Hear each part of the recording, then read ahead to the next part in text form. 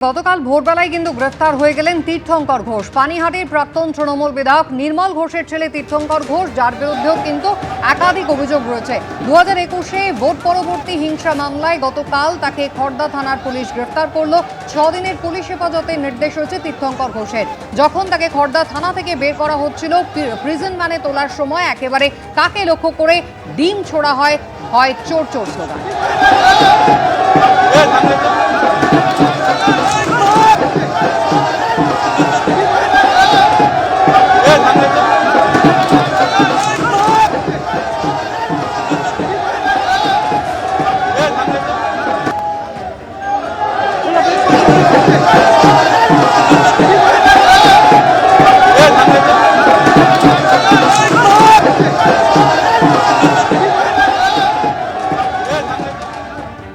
আরজিকর কাণ্ডের একেবারে শুরুর দিন থেকেই কিন্তু অভয়ার পরিবারের পক্ষ থেকে পানিহাটির প্রাক্তন তৃণমূল বিধায়ক নির্মল ঘোষ এবং তার ছেলে তীর্থঙ্কর ঘোষের বিরুদ্ধে একের পর এক অভিযোগ আনা হয়। সেই তীর্থঙ্কর ঘোষই গতকাল যখন গ্রেফতার হলো, তখন অভয়ার মা তথা পানিহাটির বিজেপি বিধায়ক রত্না দেবনাথ কি বললেন দেখুন।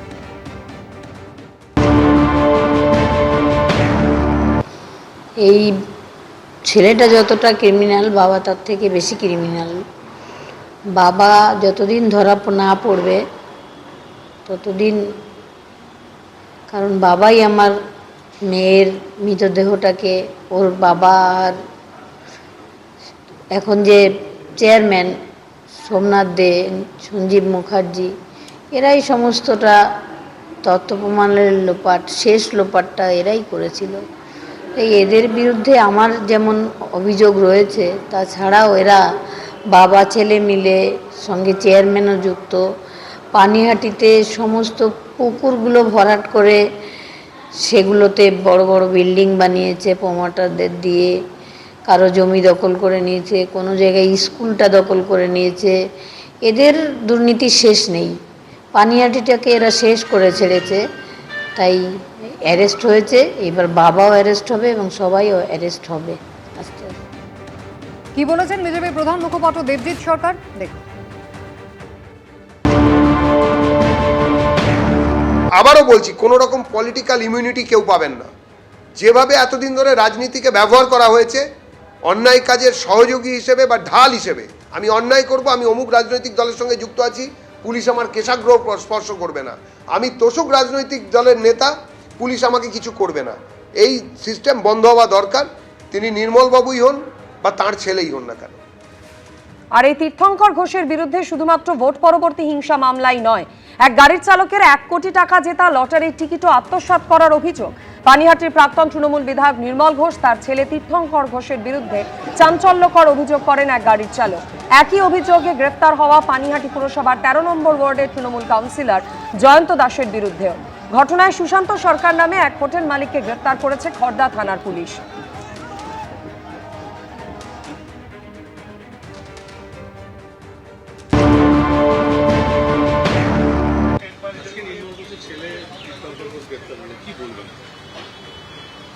প্রশাসনের উপর আমার পুরো ভরসা ছিল, ঠিক আছে। এর আগেও আমি বলেছি প্রশাসনের উপর আমার ভরসা আছে। প্রশাসনের কাজ করেছে, ঠিক আছে। আমি চাই দোষীরা শাস্তি পাক। এখনও তো নির্মল ঘোষ অ্যারেস্ট হয়নি, আর এদিকে আপনার মিঠুন চক্রবর্তী, তারপর সুশান্ত ভাই প্রশান্ত সরকার, এরা কেউ অ্যারেস্ট হয়নি, ছোটকা এরাও অ্যারেস্ট হয়নি। প্রশাসনের ভরসা আছে, প্রশাসন অবশ্যই প্রশাসনের কাজ করছে, যখন প্রশাসন করবে প্রশাসনের কাজ। ঘোষের বিরুদ্ধে অভিযোগ ছিল আমার, যখন আমাকে সুশান্ত সরকার এমএলএর বাড়িতে নিয়ে যায়, নির্মল ঘোষের বাড়িতে, তখন নির্মল ঘোষ যখন আমাকে বন্দুক ধরে মাথায়, তখন তীর্থঙ্কর ঘোষ আমাকে গলা টিপে ধরে মারার হুমকি দেয়, বলছে তোর লাশটা গায়েব করে দেবো ওই টিকিটটার জন্য। নির্মল ঘোষ, তীর্থঙ্কর ঘোষ এরা সব চাপ দিয়েছিল। দিনের পর দিন আমাকে ফোন করে, ফোনে হুমকি, আমার বইয়ের ফোনে হুমকি, কেস তুলে নেওয়ার জন্য। এই লটারির টাকা আত্মসাতের ঘটনায় অন্যতম অভিযুক্ত কিন্তু নির্মল ঘোষও, যার হদিশ নাকি পাচ্ছে না পুলিশ। অথচ শনিবার যেমন তাকে ঋতব্রত তৃণমূলের বৈঠকে যেতে দেখা গেল, তার পাশাপাশি গতকাল তিনি পৌঁছে গেলেন কলকাতা হাইকোর্টে। রক্ষা কবচে আদালতের দ্বারস্থ হয়েছেন প্রাক্তন তৃণমূল বিধায়ক নির্মল ঘোষ। যদিও হাইকোর্টের বিচারপতি সৌগত ভট্টাচার্যের কাছে যে আবেদন তিনি করেছেন, তাতে আদালত জানিয়েছে এমন আবেদন প্রতিদিন আসছে, মামলা তালিকাভুক্ত হলে আবেদন শোনা হবে। সামনের সপ্তাহে 21শে জুলাই আর 21শে জুলাই নিয়ে কালীঘাট তৃণমূল এবং ঋতব্রত তৃণমূলের মধ্যে টানাপোড়েন একেবারে তুঙ্গে উঠেছে। গতকালই মেয়র রোডে পরিদর্শন করতে গিয়েছিলেন ঋতব্রত তৃণমূলের ফেরাদ হাকিম, জাভেদ খানরা। নাচ গান হবে না, একেবারে শহীদ তর্পণ করা হবে ফেরাদ হাকিম, এমনটাই জানিয়েছেন। অন্যদিকে ভিক্টোরিয়া হাউসের সামনে অনুমতি কিন্তু এখনো পায়নি কালীঘাট তৃণমূল, আর তাই নিয়ে ইতিমধ্যেই তারা হাইকোর্টের দ্বারস্থ হয়েছে। মমতা বন্দ্যোপাধ্যায়কে ভয় পেয়ে ভিক্টোরিয়া হাউসের সামনে জায়গা দেওয়া হচ্ছে না, এমনটাই অভিযোগ করেছেন কুণাল ঘোষ। আগামী সপ্তাহেই 21শে জুলাইয়ে একটা তৃণমূলের একটা বার্ষিক শহীদ তর্পণ। এবারে তৃণমূল কংগ্রেসের দুটো 21শে জুলাই এবং ঋতব্রত বন্দ্যোপাধ্যায়ের যে তৃণমূল কংগ্রেস তার 21শে জুলাইয়ের প্রস্তাবিত যে জায়গা সেটা হচ্ছে মেয়র রোড। এবং অরূপ রায় এখানে আছেন। অরূপদা, 21শে জুলাই আপনারা এখানে পুলিশের অনুমতি পেয়েছেন বা কিভাবে করবেন? আমরা পুলিশের অনুমতি পেয়েছি। পুলিশ আমাদেরকে বলেছে যে মানুষের অসুবিধে না করে, রাস্তা বন্ধ না করে প্রোগ্রাম করার জন্য। সেই কারণে আমরা এই জায়গাটা বেছে নিয়েছি। এবারে তো কার্যত 21শে জুলাই তৃণমূলের তরফে দুটো হবে, মানে কালীঘাট তৃণমূল এবং আপনাদের তৃণমূল। সেটা আমরা জানি না। আমরা 21শে জুলাই আমরা বরাবর করে এসেছি, মানে প্রথম দিন থেকে 1993 সাল থেকে করে আসছি। তো সুতরাং আমরা আগামী দিনেও করব, আগামী 21শে জুলাইও করব একইভাবে। সুতরাং এই বিষয়ে কোনো কে আর কে কী করলো না করলো আমরা এটা নিয়ে ভাবছি। আমরা যেভাবে এর আগেও হতো আমরা একই রকমভাবেই করব। আমাদের কেবলমাত্র কিছু সরকারের কিছু নিষেধাজ্ঞা আছে, যে জনসাধারণের রাস্তা টাস্তা আটকে করা যাবে না। আবার হাইকোর্টও বিভিন্ন সময় বারবার বলছে যে মানুষের চলাফেরার অসুবিধা করে কোনো জায়গাতে মিটিং করা যাবে না।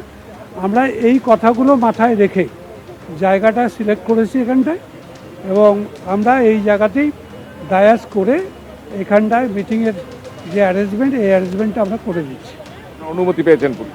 আমরা এখানটা অলরেডি অনুমতি পেয়ে গেছি। আমরা আশা করি যে 21শে জুলাই যেভাবে প্রতি বছর দক্ষিণ কলকাতা থেকে মানুষ আসেন, এবারও তারা আসবেন। মমতা বন্দ্যোপাধ্যায় যে 21শে জুলাই পালন করবে সেখানে যাবেন না? দেখুন, ইনাম তো বলা যায় না যাবে না, এ বলার হিম্মত আমার নেই। তবে এটা বলতে পারি সংখ্যাটা আমাদের দিকে বেশি হবে। গান্ধী মূর্তির পাদদেশে করা তো অ্যাপ্রোপ্রিয়েট জায়গায়। তিনি তো সব আন্দোলন, হয়তো শহীদ স্মৃতি তর্পণ, বিভিন্ন জেলা থেকে আসবে, শহীদরা আসবেন, সঠিকভাবে তর্পণ করা হবে এটা বলতে পারি। এবারে শহীদ পরিবারের লোকরা আসবে, তাদেরকে তার তর্পণটা ঠিক হবে।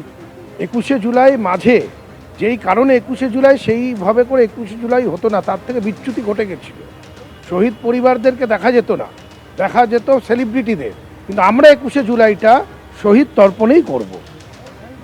চন্দ্রিমা ভট্টাচার্য আপনাকে দেখতে পাচ্ছি, মমতা বন্দ্যোপাধ্যায় দীর্ঘদিনের সঙ্গে চন্দ্রিমাদি। একটা সময় দেখা যেত 21শে জুলাই এর আগের দিন মমতা বন্দ্যোপাধ্যায় যেতেন ওখানে নির্দিষ্ট জায়গায় এবং আপনারাও সঙ্গে থাকতেন। আজকে প্রেক্ষাপট বদলে গেছে, দুটো তৃণমূলের 21শে জুলাই, আপনি মেয়র রোডের 21শে জুলাইয়ে থাকছেন। দিন পাল্টেছে, দিন পাল্টায়, সময়ও পাল্টায়। আমি তো অনেকবার আগেও বলেছি, সময়ের সঙ্গে সঙ্গে নিজেদেরও পাল্টাতে হয়। আপনাদের এই প্রথম 21শে জুলাই যেখানে মমতা বন্দ্যোপাধ্যায় থাকবেন না, এটা মমতা বন্দ্যোপাধ্যায় থাকা না থাকার ব্যাপার নয়, এটা হচ্ছে শহীদ তর্পণ, শহীদদের তর্পণের দিবস। সেটা 21শে জুলাই 13 জন শহীদ প্রাণ দিয়েছিলেন। তারা কংগ্রেস করতেন তখন তারা প্রাণ দিয়েছিলেন। আমরা সেই শহীদদের স্মরণ করছি। এটা কে থাকলো না বড় কথা না। অর্থাৎ 21শে জুলাই নিয়ে টানাপোড়েন একেবারে চরমে। একদিকে কালীঘাট তৃণমূল, অন্যদিকে ঋতব্রত তৃণমূলের সদস্যরা গতকালই সভাস্থল পরিদর্শনে যান। ফিরহাদ হাকিম, চন্দ্রিমা ভট্টাচার্য, জাভেদ খানদের ছবি আপনারা দেখলেন। সবাই মিলে তারা সভাস্থলে গিয়ে কিভাবে হবে পরিকল্পনা, প্রস্তুতি একেবারে খুঁটিনাটি খতিয়ে দেখেন।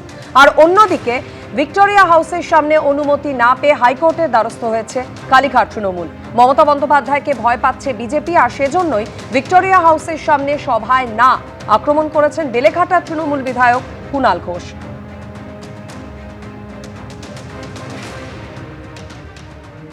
ফিতে নিয়ে মাপার যোগ্যতা নেই। প্রত্যেক মানুষ যে কাজটা করেন তার একটা এক্সপার্টাইজ লাগে। আমি এখন একটা ফিতে নিয়ে আসতে পারতাম, সারাদিন ধরে আপনারা টিভিতে দেখাতে পারতেন, এগুলোকে প্লেয়িং টু দ্য গ্যালারি বলে। তো আমি এখানে ফিতে নিয়ে কিছু করতে পারবো না। আমরা সবাই এসে গেছি এখানে, একটা টিম, আমি বলেছি না আপনাকে যে আমরা একটা টিম, মানে আমরা একটা কালেকটিভ। তো আমরা এই জায়গাটা আজকে দেখতে এসেছি এবং ডেকোরেটরের যারা ডেকোরেটর তাদের প্রতিনিধির জন্য আমরা ওয়েট করছিলাম, আমরা আগে এসে গেছিলাম। কারণ ফিতে নিয়ে যদি মাপতে হয় তাকে ওনাকে মাপতে হবে, একটা ডায়াগ্রাম বানাতে হবে। প্লেয়িং টু দ্য গ্যালারি তো হতে পারে, প্লেয়িং টু দ্য গ্যালারি করলে তো কাজ হয় না। Playing to the gallery has a different meaning. আমরা জায়গাটা সবাই দেখেছি, আমরা ঐক্যবদ্ধভাবে ঠিক করেছি এখানে হবে।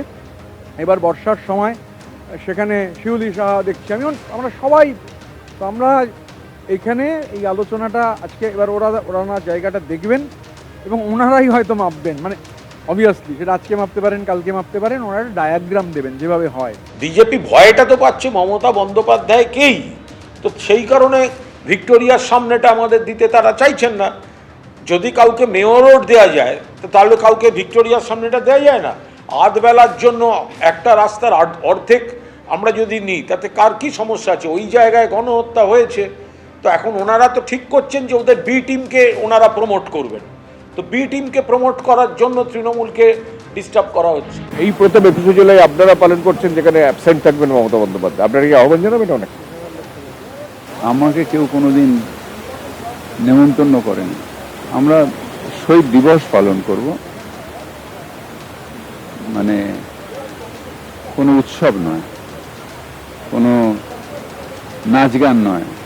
এই তো বোধ ছিল না যখন 21শে জুলাই হয়েছিল, উনি যেই পার্টিতে বিলং করতেন সেই পার্টি তো ওয়াজ দ্য পার্টি উইচ যা যে গুলি চালিয়েছিল। তা এখানে দাঁড়িয়ে তা আমরা তো, আপনারা তো জানেন, আমরা তো we are waiting for the permission and if not we are moving the court, let's see what will be decide. আমাদের পুলিশ আমাদের কনসেন্ট দিয়েছেন, আমরা সেই মতো গান্ধীমতির পাদদেশে আমরা 21শে জুলাই করব। এত বড় প্রোগ্রাম সফল করা যাবে না, তাই আজকে থেকেই আমরা মঞ্চ শুরুর কাজ শুরু করব। দেখুন 21শে জুলাই এমনিই ফ্লপ হবে, লড়াই দেখুন, মজা নিন, লোক তো আসবে না, অতএব 21শে জুলাই দেখতে পাবেন না আপনারা কিছু। আপাতত যে লড়াইটা হচ্ছে ওটাই দেখুন, ওটারই মজা নিন। তৃণমূল কংগ্রেসের দুটো শিবির, যার মধ্যে নাম নিয়ে লড়াই, প্রতীক নিয়ে লড়াই, তহবিলের দখল কার হাতে থাকবে তা নিয়ে লড়াই, আর 21শে জুলাই নিয়ে চলছে দড়ি টানাটানি। আর তারই মধ্যে অভিষেক বন্দ্যোপাধ্যায়, যার বিরুদ্ধে ক্ষোভ তীব্র থেকে তীব্রতর হচ্ছে। মমতা বন্দ্যোপাধ্যায়ের একদা সতীর্থরা একে একে তার হাত ছাড়ছে।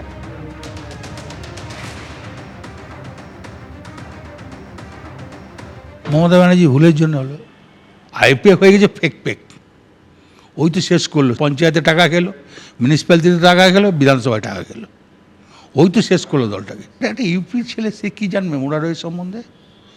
একটা রাজস্থানের ছেলে কী জানবে নানুল্লাপুরের ব্যাপারে? দিদি হাতে থাকলে দলটা যেতই না, কারণ নাম করতে রাজি নেই। তুমি ছোটো থেকে তো রাজনীতি করে নাই, দেয়ালও লেখে নাই, মিছিলও করে নাই, সেটা আমরা করেছি, সেইভাবে তো আর ওনাকে করতে হয় নাই। মমতা বন্দ্যোপাধ্যায়ের সঙ্গে আপনাদের সম্পর্ক খুব ভালো ছিল, সেই জায়গায় এই রকম ভাবে বীরভূমটা গোটাটা এই অবস্থা হলো কেন? সেটা তো আমার মনে হয় ওনার প্রতি তো অনেকের শ্রদ্ধা ভালোবাসা সবই আছে, কিন্তু সেনাপতি তার প্রতি আমাদের ভরসা নেই। অভিষেককে কিছুদিনের জন্য তাকে আলাদা করে দেওয়া উচিত, সাইড করে দেওয়া উচিত, রাজনীতির অঙ্গন থেকে সরিয়ে রাখা উচিত।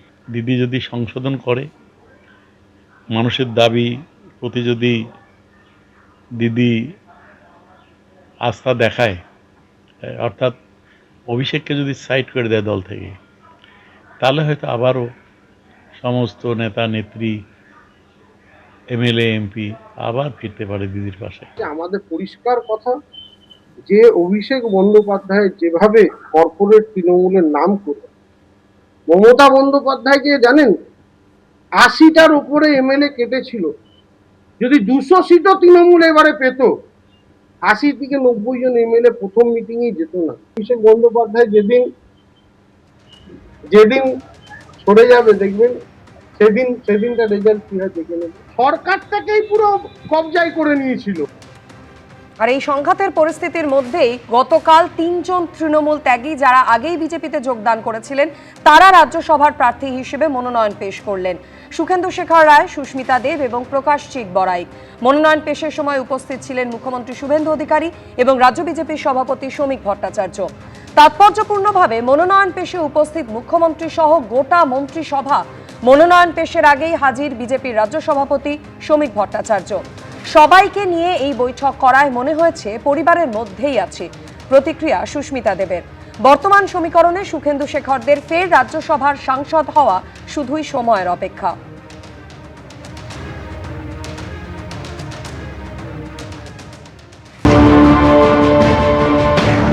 8 তারিখে এই দল যদি আবার ক্ষমতায় আসতো তাহলে আপনারা তো জানতে পারতেন না এই ধরনের করাপশন আছে, ফলে আপনারাও তো থেকেই যেতেনি, মানে যেহেতু জানতে পারছেন না। বাট অবভিয়াস আমি নিজেকে বুঝাতে পারছি না যে একজন ভয়েস রেকর্ডিং দিবে না কেন, সুমিত রায় কে পাওয়া যাচ্ছে না কেন, এগুলো তো সব 4 তারিখের পরের ইনসিডেন্ট বলছি তো। সো আমারও তো একটা বিবেক আছে। আসামের রাজনীতি এখনো আপনার বাবার নামে অনেকটা হয়, তারপরে আপনি তৃণমূল করেছেন, এখন বিজেপি, এই 3টে দলের মধ্যে আপনার সবচাইতে কাকে ভাল লাগে? It is very simple. যে কংগ্রেস দলটা আমি করেছি এবং সন্তোষ মন্দে প্রয়াত নেতা করেছেন, সেই কংগ্রেস দল আর নেই। আমি মমতা বন্দ্যোপাধ্যায়কে দেখে তৃণমূলে এসেছি। I am on record saying that. হাওয়াই চটি, সুতির শাড়ি, কালীঘাটের একটা রুম। 4 তারিখের পরে হেলিকপ্টার থেকে প্লেন থেকে কি সো দ্য কোয়েশ্চেন ইজ কাকে আমি পছন্দ করি, এই প্রশ্নটা এখন প্রাসঙ্গিক নয়। এখন প্রশ্নটা হলো that prime minister is Narendra Modi. কিছু খুব ভালো কিছু। এখন আমি খালি একটাই প্লিজ উপদেশ দেব যে এত তাড়াতাড়ি বোধোদয় যখন হলো রেজাল্টের পরে, তখন আপনি বিজেপিতে থেকে আসুন।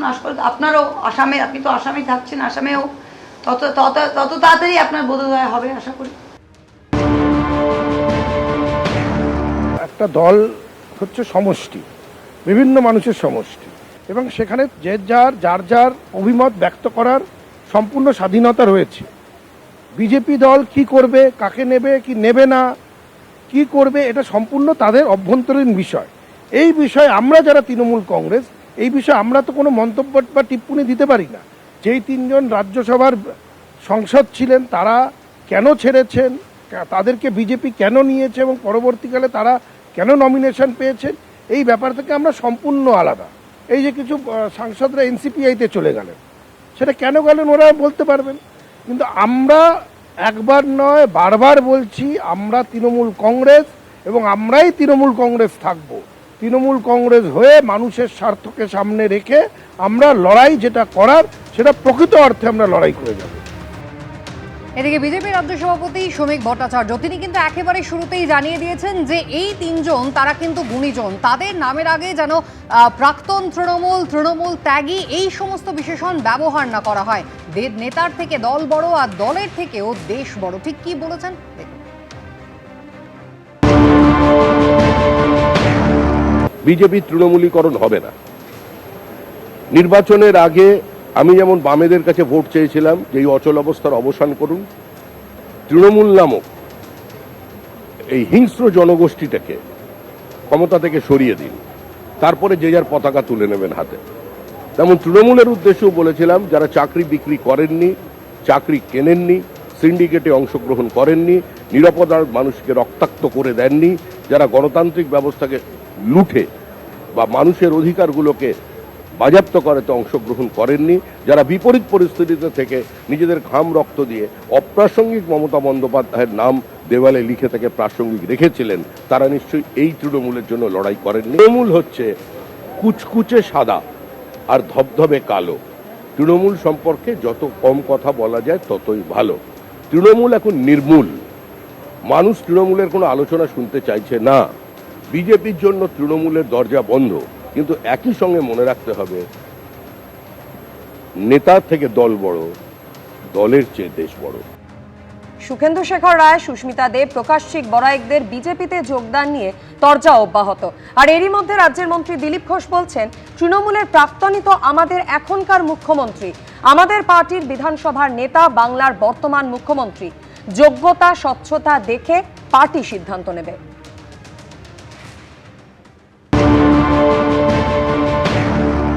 আপনার পার্টি থেকে বারবার বলা হচ্ছে যে তৃণমূলকে নেব না, এক্ষেত্রে কি বলবেন? তৃণমূলের প্রাক্তনই আমাদের মুখ্যমন্ত্রী, আজকে আমাদের পার্টির বিধানসভার নেতা, বাংলার মুখ্যমন্ত্রী। যোগ্যতা স্বচ্ছতা পার্টি নেবে। এটা কোনো পার্টির সংবিধানে লেখা নেই কাউকে নেব কি নেব না।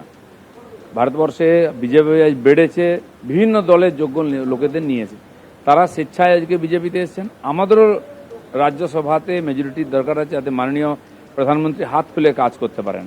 আর পার্টি তাকে স্বীকৃতি দিয়েছে, তারা নিজের পদেই যাবেন, খালি আমাদের আসনে বসবে। এবিপি আনন্দ, এগিয়ে থাকে, এগিয়ে রাখে।